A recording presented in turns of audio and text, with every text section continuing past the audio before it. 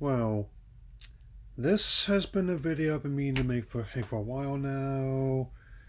Now, since we're a little over a week till Bakugan Champions of Australia launches on Nintendo Switch, and much like the weather has been lately, reception has been quite cold. I mean, so far since it definitely, on top of looking kind of like a Kirkland brand Sword and Shield, I mean, it almost works worse than something that I played in the PS2 and GameCube era. I mean, as I pointed out before, I mean, and it doesn't really have the way they framed it.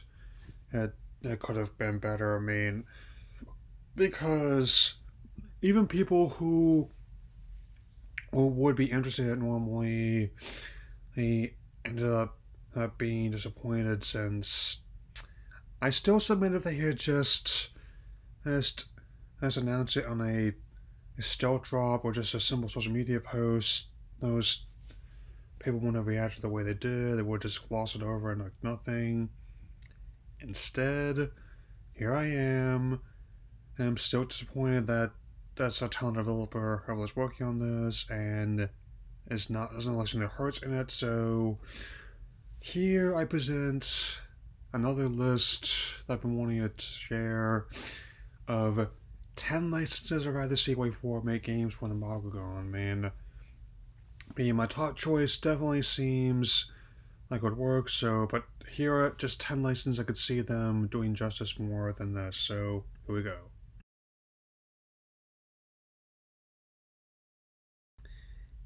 Seeing as how the company has developed some games for Render Time that have been quite good, I mean, already a solid counter argument that a licensed game has to be crap.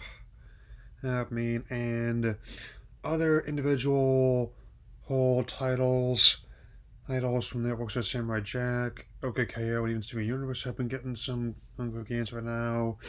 So, but on that note, there's also still other ones like Battle Crashers, like a Discount Smash Brothers, and also more than a few Manic Mario Kart clones.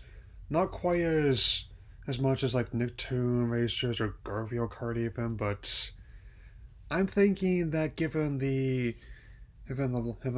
large amount of content the network has put out over the past couple decades, with also nearing their 30th anniversary in 2022, who I'm thinking this would be an easy choice for me to see them make some games out of. Whether they want to focus on an individual cartoon they're given or want to make some other kind of own little kind of crossover nexus, I am open to the idea of wait for her seeing what they can do with it if they're given the opportunity. Yeah. Yes, I know Transformers Battlegrounds is technically coming out still, but I could not just not couldn't shake the feeling of it looking like a low grade mobile game, which it technically is. So no matter what version of franchise they would draw from, whether it's an older one from the 80s or newer versions such as WFC trilogy, hey, that's I'm still working on getting my full review of the first volume. Gonna have the second and third coming Netflix soon. This would be a license I could see them making a lot of good use out of since, I think it is still weird that some of the games I have on PS3, he actually make it so the action is convert rather than transform. Copyright law is kind of weird like that sometimes, but I am thinking that there are a lot of ways I could approach this. As a franchise which has for every good video game they've had, say like the one they had on PS2, much hurry based on the Armada line, there's been numerous ones that have not done in this series justice. Given how it still was able to capture the imagination of children on our hearts more than 30 years later, I'm thinking it would be one that would be suited for the developers to try their hand at. Yeah. On that note, another Hasbro property which has had a rather checkered history of video games could work under their banner. Ever since. For everyone that's kind of decent, like the one that had on NES, as well as some ones that had in the arcades back in the day, hey, there has been a very huge deluge of terrible licensed games and was based on the storied action figure property. In sense, one notable one on that was rather infamous was the Rise of Cobra tie-in, and whereas that movie wasn't great either, and that's me being generous, since I'm probably gonna be formally reviewing that once the Snake Eyes prequel / reboot comes out. Out, that game is worse. Like, on top of looking outdated for the time, they somehow had the Cobra troops. I'm emphasizing Cobra troops somehow saying G.I. Joe is here. How do you miss that as an oversight that big? Honestly. Be that as it may, hey, apart from some low grade, mobile games, I'm hoping that if they ever get another full on installment, that they might be one of the ones to handle it. Again, I'm not saying these are sure things, this is just my personal wish list of things I'd rather see develop. Or, yeah. Sticking with have the themes with G.I. Joe. Now here's a blast from the past. As to mean, while King of Fire still commands a sizable fan base, and Metal Slug still has its titles used from time to time, I think as a whole, Ikari Warriors is kind of fallen by the wayside. I haven't really seen much of it since SNK's rebrands over the years, rather.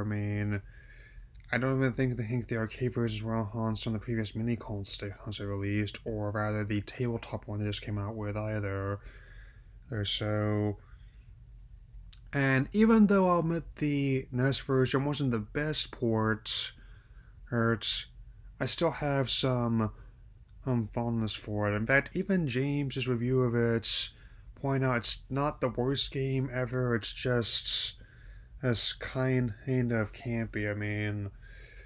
But given how Wayforward already managed to make Contra 4 much better Contra sequel than Rogue Core, or which thankfully nobody bought and almost everyone hated, I'm thinking this is another classic shooter they could work their magic on like using like a retro license, but with modern production techniques and gameplay mechanics. In a good way, much like how other developers have had for their existing IPs, or even smaller indie ones have done to harken back to older gameplay styles. I don't just mean like with Nexomon, I mean like whole on experiences like with Battle Kid or Undertale or Shovel Knight even in that regard. So definitely gonna keep this train going.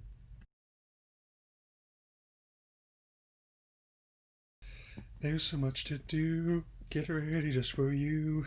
Sorry, couldn't resist, so, given how they already had proven they can work with these licenses, given how they remastered the excellent NES DuckTales game, given how much I love the original, if anyone had to remaster that title, I'm glad it was them, because they clearly respect the material and the original title as well, even expanding upon it.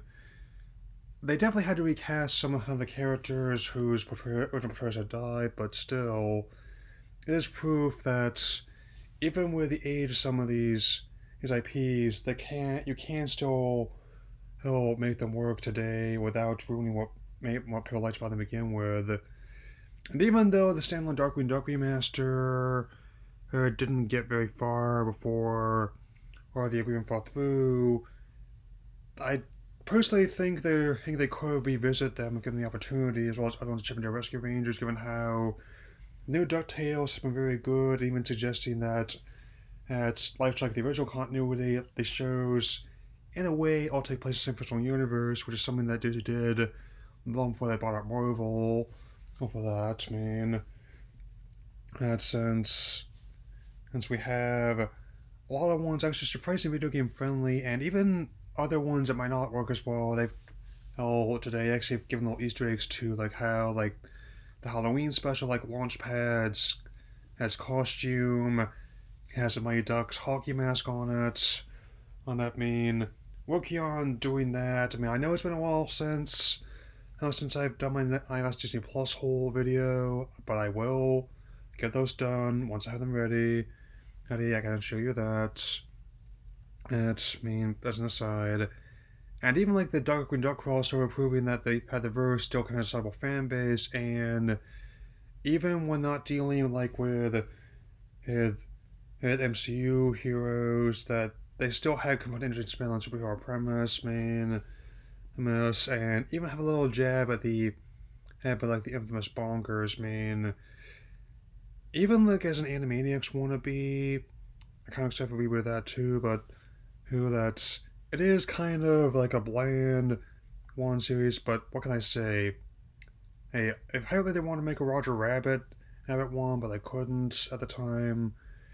But Zootopia it's not. But okay, I'm getting off track here, but given how the original collection was released on modern consoles and still holds up better than I expected, gameplay wise, whether it be like a remaster of more of these games, or if they wanted to totally make new Who games with these characters, I'm very much open to the idea. Yeah.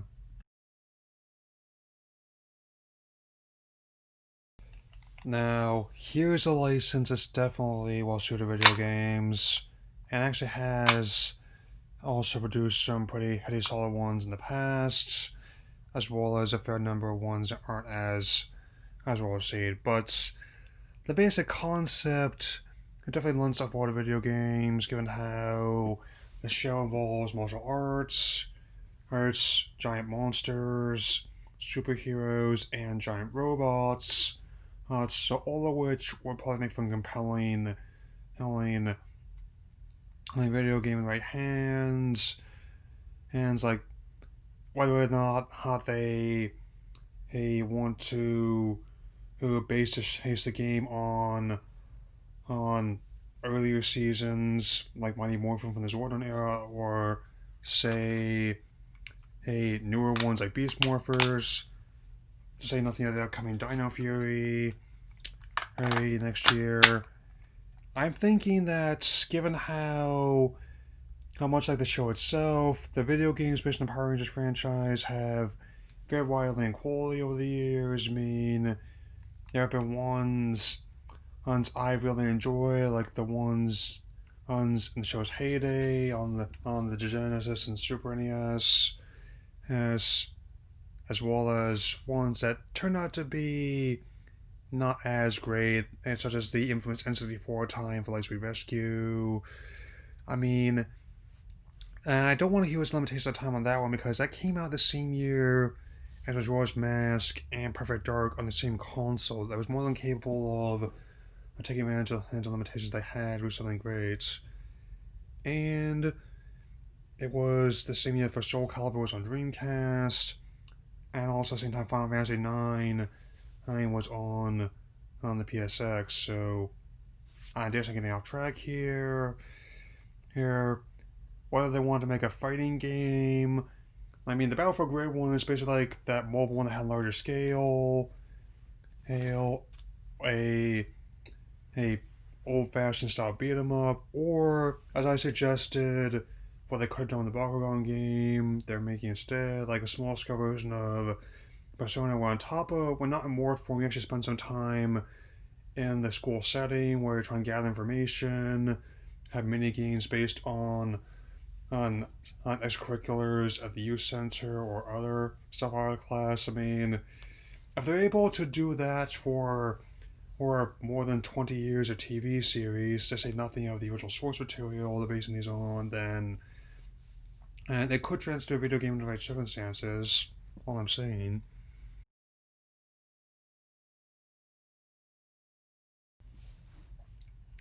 Yep. And continuing the trend of superhero teams, this franchise, given how long it's also been running, has also seen a fair amount of video games over the years. I mean, even though the first one on this wasn't the best, there's a lot of people who like it, a lot of people who don't. I just think it's okay. And if I'm being totally honest, it's no tougher than anything else that was out in that time frame, like Ninja Gaiden, as well as some of Konami's own IPs of Contra Castlevania, which was when the company still cared. I mean, here, but be as it may, ever since then, and given how the concept has been very video game friendly, which had and some of my favorite games on older consoles have been some of theirs. Main, especially replaying them in this quarantine. And so whether or not they want to develop entirely new titles, given how they're still making animated stuff, as well as that Netflix is getting at least 2 movies. At least one is going to be based on Rise, which I think is actually a pretty interesting show for that matter, and the other is going to be an animated reboot of the franchise after the second of the beta launch performed at the box office. Made by also people who worked on Superbad. I mean, which was one of my suggestions I did at the end of my Out of the Shadows review. Like, could balance the turtles to growing teenage itself, with them going to New York, kind of like how the newer Spider-Man films have done. I mean, or if they want just to do like a remaster of the original titles, 2D titles on newer systems, I'm open to the idea. I mean, since while they technically had the arcade games and local features, some of the ones based in 2003 show, and Ubisoft outright reshelled Tales on Time, those ones were, eh. They made some changes, as to them, but especially with how apparently the music somehow had to be changed with them both, because and not in a good way. I mean, I was hoping they could at least arrange them slightly, but apparently they couldn't clear the red tape, which is kind of disappointing. They secure the rights to the games themselves, but not the music. What's up with that? That's one thing. If they were to do that, if they were to do remasters of the classic ones, if they could somehow track down the original composer Nakamura and his, in a sense, he not only composed the arcade soundtracks but also did a great job adapting them for the consoles. I've also just listened to those just when I was in the middle of editing. The music is that good. Especially like a lot of the nice arrangements of the theme song, as well as all the BGM and Twirls in Time. Especially when you're just hurling a lot of your opponents at the camera. If Shredder had just stopped sending them after you, he could have saved himself a lot of time. Yeah, and really getting into the big ones here. So keep it at it.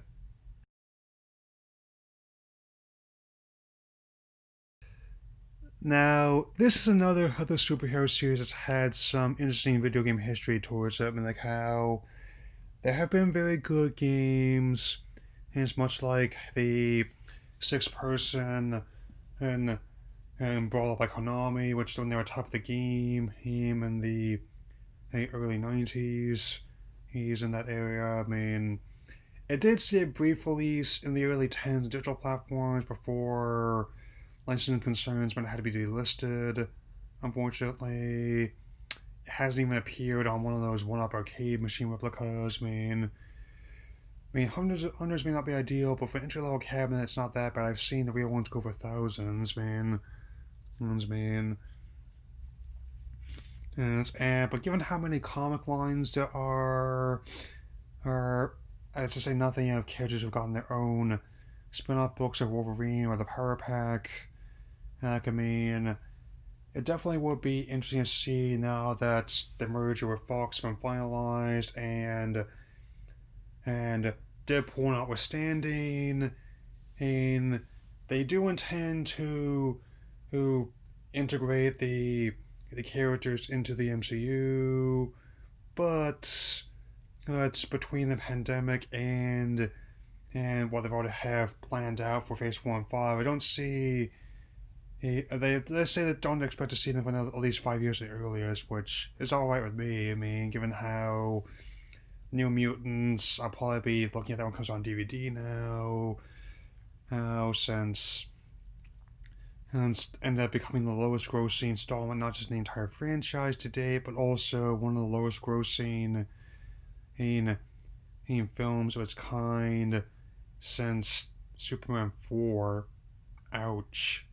But back on video games, if they could work something out and give them the license, I'd be open to the idea. I mean, since Disney Interactive is no longer really a thing, like the name technically still exists for licensing concerns, but much like LucasArts, regrettably, the company as we know it that had so many of those great games on their wing, and largely due to the disappointing sales and reception to later Disney Infinity expansions, is no more.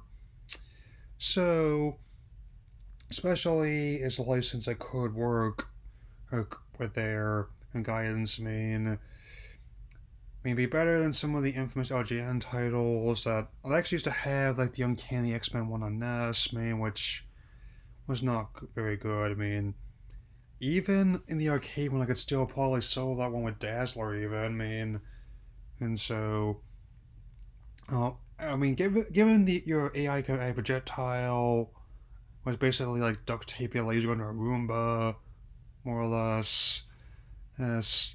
So, if all advances have made sense, then would they want to make a retro-styled game or one with more modern mechanics? I'm very much open to the idea. Yeah.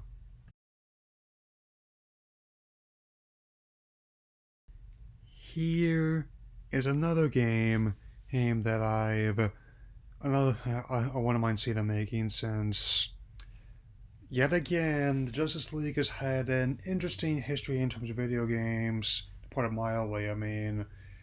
Being some of their fighting game spin-offs such as Task Force in the Super NES and Genesis era, as well as the more recent Injustice games have been alright.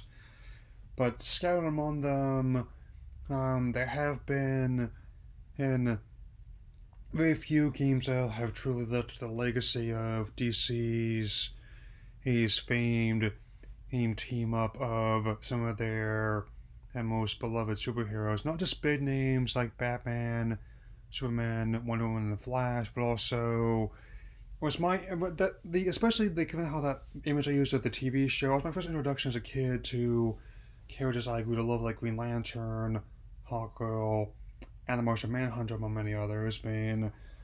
So no matter what lineup they use, it was like how they definitely have a lot of material they can draw from, like quite literally decades of stories is both on the page and on many different other versions on screen as well. Like even with the disappointing reception to the theatrical film, fingers crossed about how the Zack Snyder version of HBO Max being good.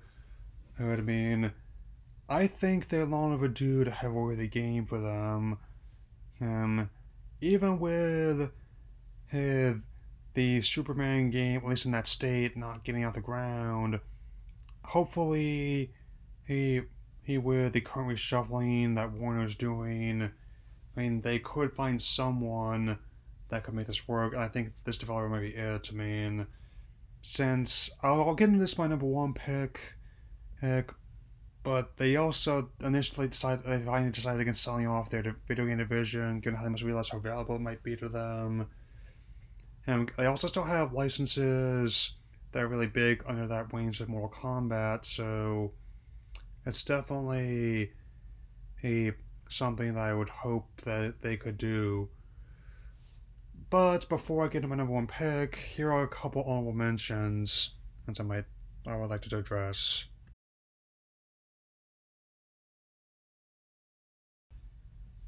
Yes, I know that Doom Forever wasn't great, and I also know that they're still periodically re-releasing Doom 3D on close to every console I've seen so far.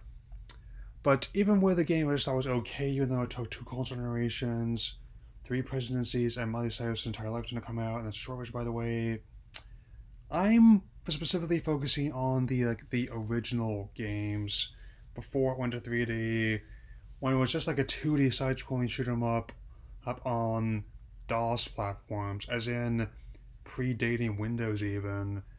I mean, that was also the basis for one of my favorite installments on the Game Boy Color, or, which was actually pretty fun, all things considered. I mean, since I think one thing they could do is like rather than try to go too far and her with what will forever did was one of the major criticisms. They could have like embraced the whole nature of it all, like they've done with Crash or Spyro. I mean, at least has more potential for a rival than say Bubsy. I mean, I still have no idea who wanted or asked for that. I mean, was it really someone demanding more Bubsy because the other games were not really that good to begin with? I mean, yeah. But I'm thinking with their sensibilities, again, using Contra 4 as a yardstick, the original titles on DOS PCs is definitely along needing a modern overhaul. I mean, especially if they got the same person doing the voice. I mean, when the voice acting allowed it, since it's weird. I don't want voice acting in Pokemon's main games, but this one's alright with me. But I still have one more honorable mention to address here.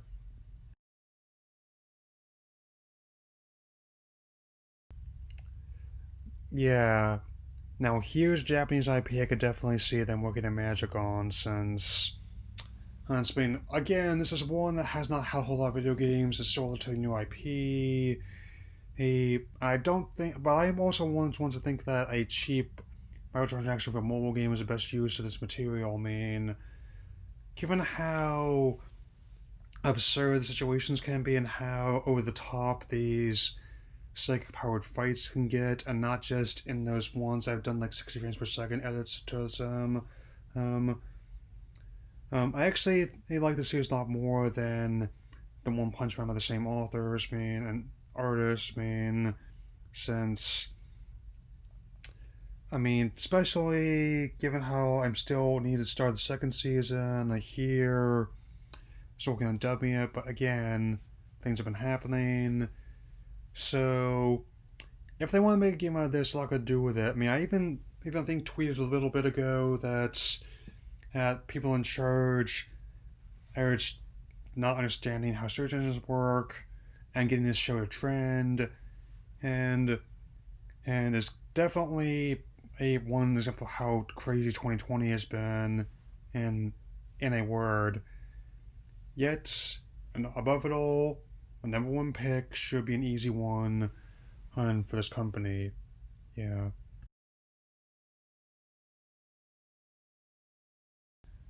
Of course, my number one pick had to be this one. Given how many video games have been made about Batman visual quality, ones as good as the Arkham series and as Bad Start Tomorrow.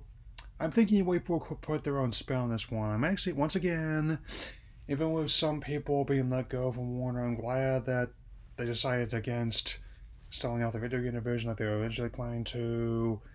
Who, I mean, because on top of like the Gotham Knights game, which is based on other members of Bat Family, and a Suicide Squad game, and which could work given like the making another movie as well as there's a lot of ways they could approach that. I mean, given how many other ways they've done that team as well. Not to mention a potential remaster of the Arkham trilogy for the newer consoles coming out in November.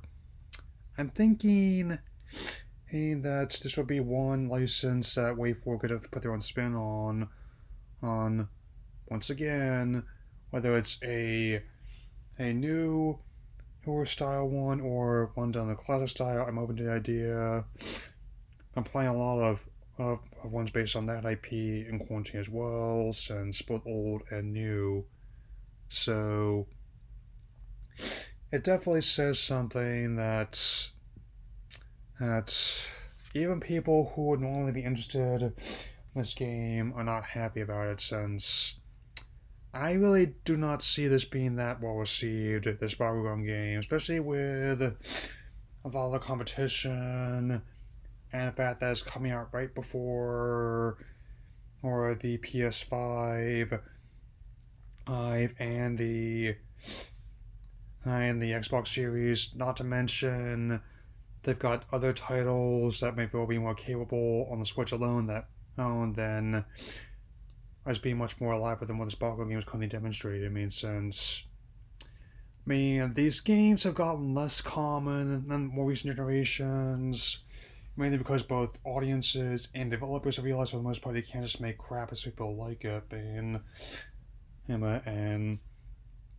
I mean, the one that, even though I'm openly say I'm not a big Bakugan fan, and as I reveal this once again, and that I was more of a Pokemon Avatar Last Airbender guy in those days, and I still am.